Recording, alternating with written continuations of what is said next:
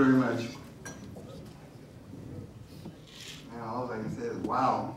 I can say it backwards, too. Wow. Wow. About the same way. You know, you see a gathering of people like this, and, you know, friends, relatives, acquaintances, good acquaintances. And it's usually at a funeral or a wedding or an anniversary. And as the kids told you, we had our 50th this last summer, last June. And it was a 3-day deal. They put it together, almost kept it a secret from us. We didn't know who was coming. We had no idea, except for a few people. But other than that, so blame them. They didn't come. I mean, you know, but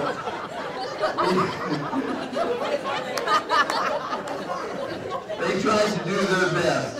And you know that some people were left out, but we still love you all. I need my glasses.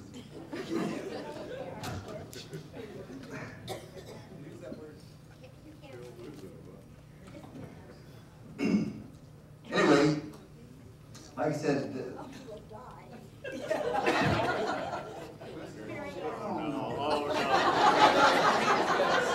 Cut the camera. I'm not trying to look cool. Thank you.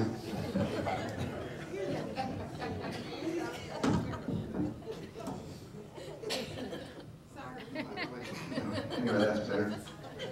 Anyway, this is special tonight. And the reason it's special is because it's not just about me and what I accomplished. It includes every single one of you that is here. The ball players, their parents, their girlfriends, some of their friends, some of the fans, spectators, my wife, my children, you know, our good friends, our relatives. It includes everybody that had a part in your life. And that's why this award is so much more to me, because I received some other awards when I was playing and participating, and yeah, that's the things that I accomplished, and you know, you get recognized for, but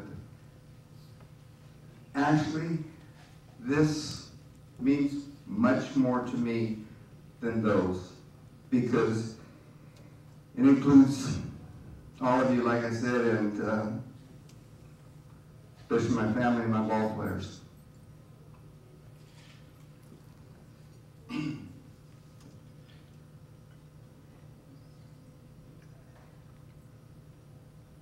One of the special people in my life that, well, actually my assistant coach, that's my wife. And I don't say that lightly, because if I feel so blessed to be able to say up here, that there's not too many people that are married that complete each other, that just mesh. Everything works beautiful, and always there for you, loves what you do, follows you everywhere in everything that you did, drags your kids along, so they think that you know, Thanksgiving, you eat off of a paper plate. And it's a picnic lunch, not a turkey. It's ball game food. And I can talk with her because she understands the game, football and baseball. And I think Rolo. Is Rolo here? Still here? Did we sneak off? You remember that sophomore game we played against? We played in Atwater. I don't know why, maybe because it rained and so forth, but we played against a Modesto team in Atwater, and it was a championship game. And the play was one of those kind of trick plays where the quarterback, which was Rolo Adams, you take the ball and you hand it off to a halfback, and he goes back this way, the quarterback goes back this way. Of course, nobody's supposed to pay attention to the quarterback anymore because he doesn't have the ball. And you come back and then you stop and you pass it across the field to the quarterback. And hopefully you score. Well, my wife, you know, why don't you do this play? I said, that's a play that's been done. And it'll work, and it does work. And yeah, maybe, I guess we'll try it. We worked on it. That's the play that won us that championship.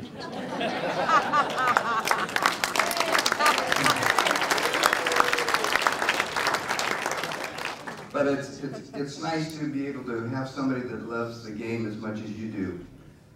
You know, coming off of, I don't know, she was pregnant and went to 100 and something ball games, 60 something.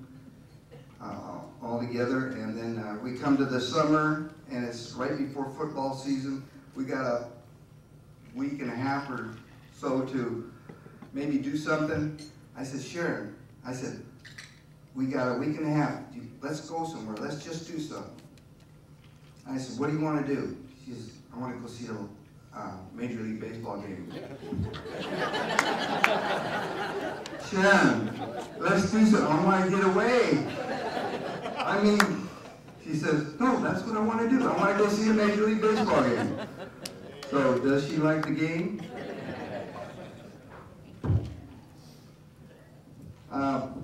Going back and reminiscing a little bit about some of the teams and so forth, and you know, I could spend a lot of time up here, and I'm not going to do that. I'm not going to try to mention a lot of names because I'm going to forget people, and you know how that is. It's hard, but probably some names need to be mentioned.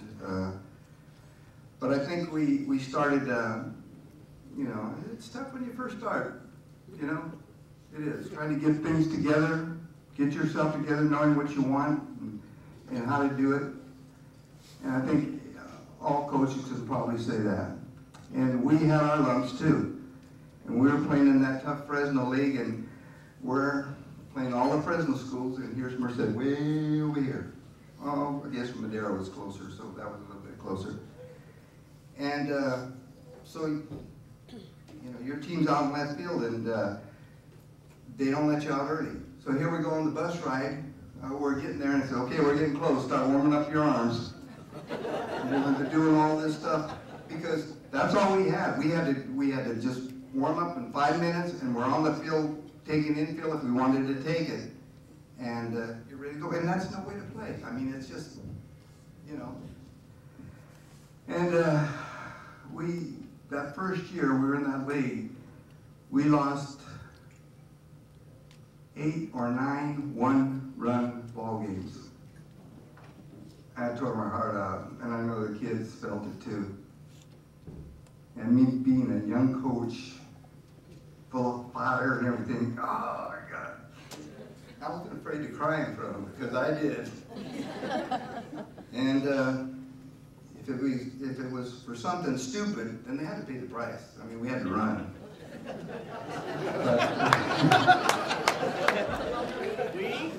But I think, what? We? Yeah, I ran.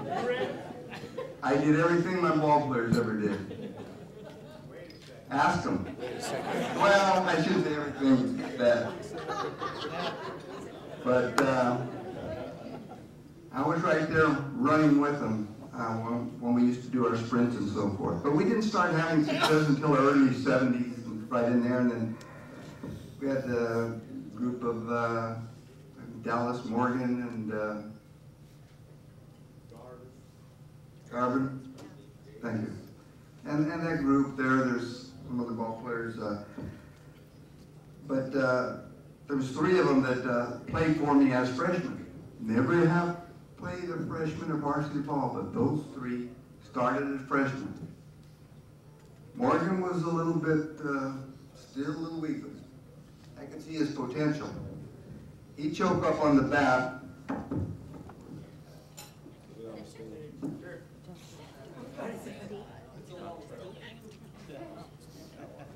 Billy Morgan.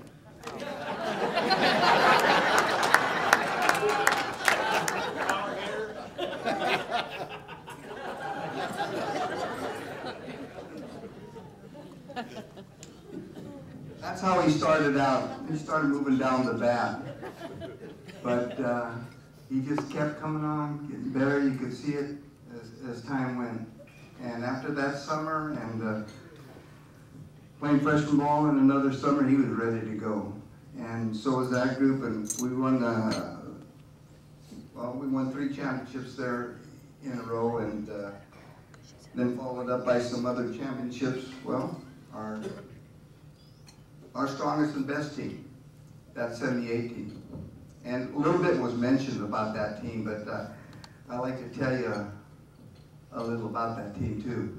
Because we were undefeated that year, and yeah, they were starting to get their little swagger going, you know, and they were feeling confident in themselves and feeling good about themselves. And, you know, they were a good ball club, but, you know, they hadn't been really tested yet, but they were feeling good about themselves. And we went into the Fresno Easter Classic baseball tournament, which I thought would be a good matchup for us to see how we would probably fare as we went through the year.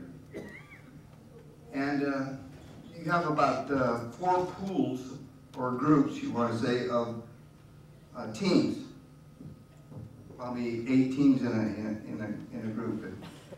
And anyway, you play round robin sometimes, and most of the time it's that way. Or not a round robin, you play maybe each half the teams once or whatever. But we won all our games, not all our games yet, but we won 3 games, and then we had to play the 4th game to see whether, or 5th game, whatever it was then, to see if we were going to go into the championship game. Well, thanks, Eugene.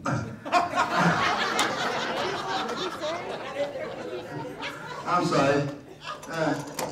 I think some of the kids used to remember some of these things. I just saw it. We used to, instead of weightlifting, we did that 1 year. And, you know, the kids that didn't like it too much went through the motions. Acted like they were busy, but same thing with weightlifting. Some loved it, some didn't. And anyway, get back to the baseball. So it was an afternoon game, and so we already kind of knew, some of the teams that played earlier, we already kind of knew who was going to be playing in the championship game, more or less. And of course, Bullard, like they said, the big, you know, big team there in Fresno. Me and their coach used to tangle up a little bit and speak some pretty good words at each other. Especially when he looks at me like, I'm kind, and he's saying, you can have your cheesy scorecard. I had a few words for him. That's the way he talks. I'm not exaggerating. So Bullard was there to watch our game because they knew everybody knew we had a good ball club. And so we were playing relay that day. And the way they have it set up, possibly we could have 4 undefeated teams. And the way you chose who went to the championship was kind of a run differential. In other words, you had to beat whatever you beat your opponent by in this game and this other game. If you beat them by more runs than this other team did, their opponents, then you got to go to the championship. So we still had a chance, and we were playing relay that afternoon. The only thing was, we had to beat relay by, oh, it was ungodly. What sticks in my mind was 26 runs. You know, we might score that in 3 games. But we only had 1 game to do it. Well, I went over to their coach and I said, Coach, I said, you know what we have to do? And I said, we're going to try to pour it on, and not because I pour it on, but just because we have to win this game. I said, we're going to do everything we can to win. Steal, hit and run, whatever we have to do. And he says, yes, I understand. But he says, we're not going to lay down either. And I said, I don't expect you to. So we went into the game, we were running and going and everything, and it happened. We won the game by 27, 28 runs, I don't know what it was, but we got to go into that Bullard game, still undefeated. Well, it happened that we had a great team, Bullard had a great team. They had an outstanding pitcher in this Flanagan. I forget what his first name was, Eric or something, Flanagan maybe? Phil Flanagan. And we had Michael Evans as our left-hander. Both about the same build, except he was a little huskier, I think. Both had identical win and loss records since their sophomore year. Okay? They had only lost 1 game, both of them. And they had won something like in the high 20s or low 30s, something like that. Like they won 33 games and only lost 1. A record of something like that. I can't remember. And the ERA was very close. I couldn't remember if it made any difference. So this was the big talk, the big game. And the stands were packed, it was full, and the big matchup to see who was going to be victorious between the 2 teams and the 2 pitchers. Well, as you heard Bobby Johnson, we won that game. And beat the teeny little Cubs, too.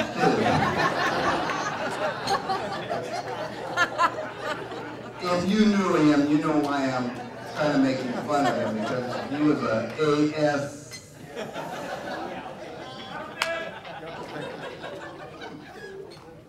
So we continue to go on, and we're winning, and so we win the league championship. We go on to the section championships, and we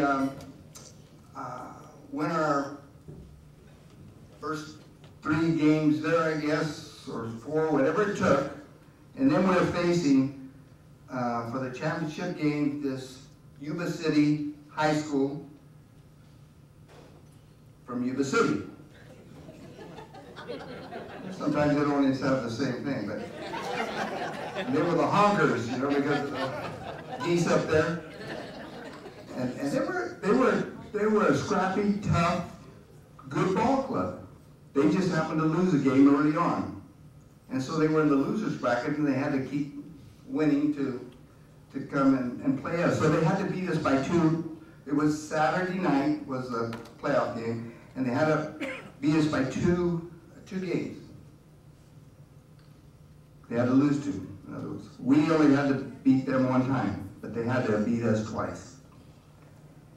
And it was Saturday night, and it just happened that Merced High School had prom night. So,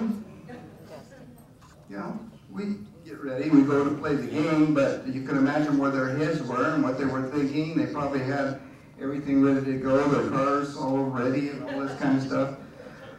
We played that game, and we're not in the game, and it was ugly, and we lost. Then they were really ticked off and mad. And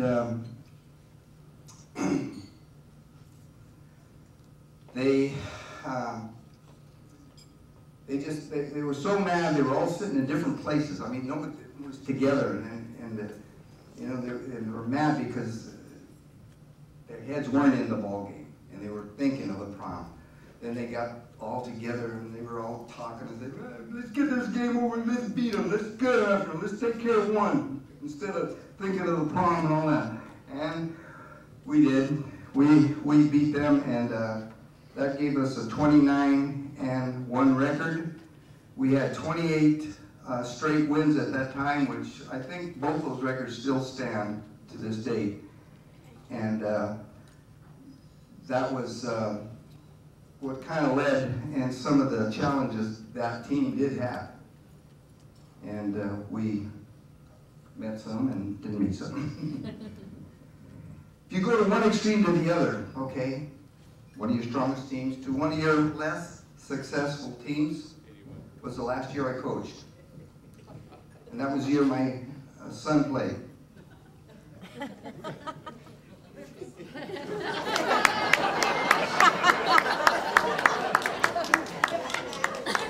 Wasn't his fault.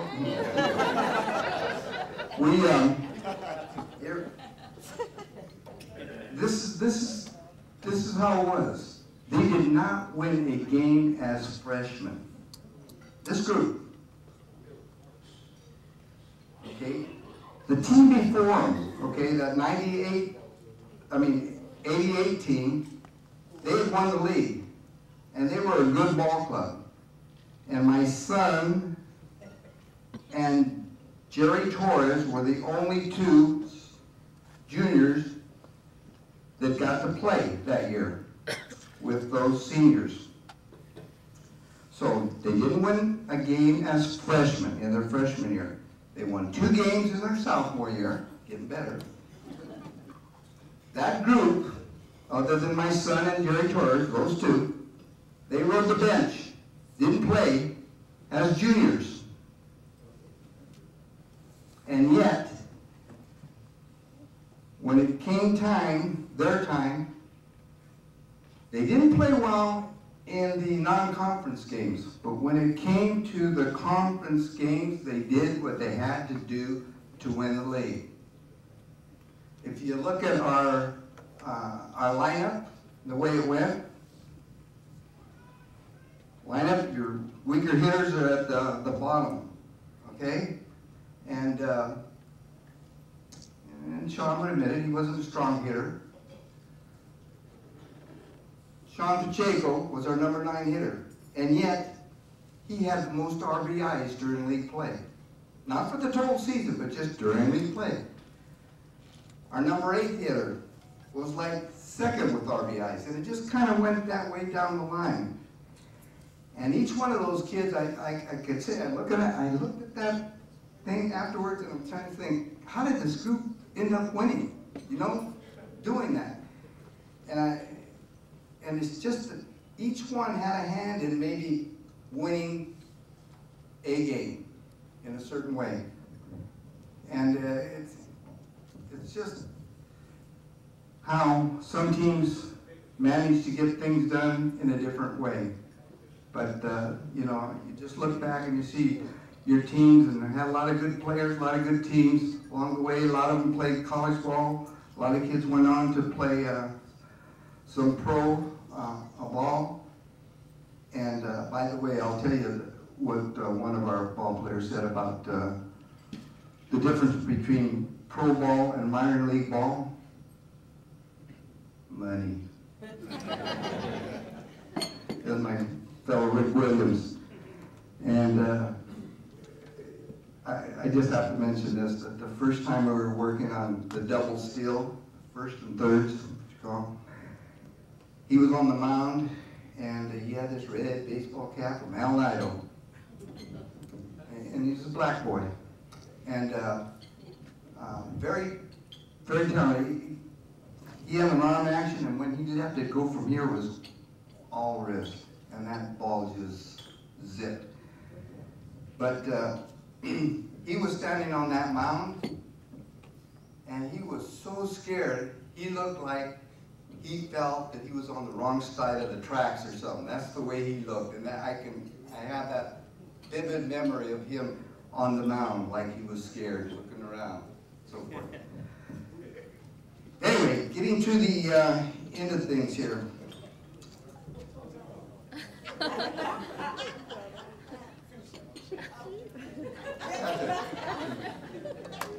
Before I finish, gallery coaching, we got to follow our little bit, Lizzie. Got to follow her at Fresno City College in her volleyball.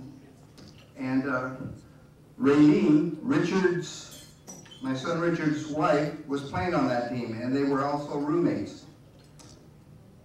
And somehow he got to meet her, and things worked out. So, and we also got to follow our daughter Kathy, and she did a little swimming and diving at the junior college level. And had she not had a bad knee, like myself, she might have accomplished some things. We've had 13 knee surgeries in our family. 13, that's a bunch. So we know what it is. Yeah. I'd like to thank Justin for putting this event on, and for the family and the memorial that they have set up here and everything. And I know the program is in good hands.